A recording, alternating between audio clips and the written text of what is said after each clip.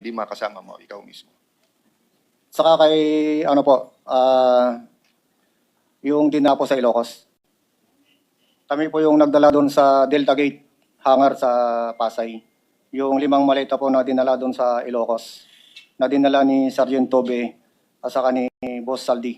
Ikinarga po namin sa Lexus na bulletproof, plate number NFX 8886. At saka binakapan po namin ng Hilux na bulletproof din, black na Hilux, plate number Eco Alpha Foxtrot 7121. Para kanino naman yung dinala ninyo? Ang narinig ko po nun, sir, para kay President Marcos, sir. Narinig mo lang. Baka naman baka naman hindi totoo yung... Kasi nandun ka ba nung i-deliver? Kami po kasi yung nagdala doon sa Delta Gate, sir. At si Sergeant Toby po ang kasama ni Boss Saldi na pumunta doon sa Ilocos. Kasama nyo si Congressman Saldico nung mag-deliver kayo? Kami po yung nagdala, sir, sa Delta Gate. Then sila Sergeant Toby at saka ni Boss Saldi ang nagdala po doon sa Ilocos.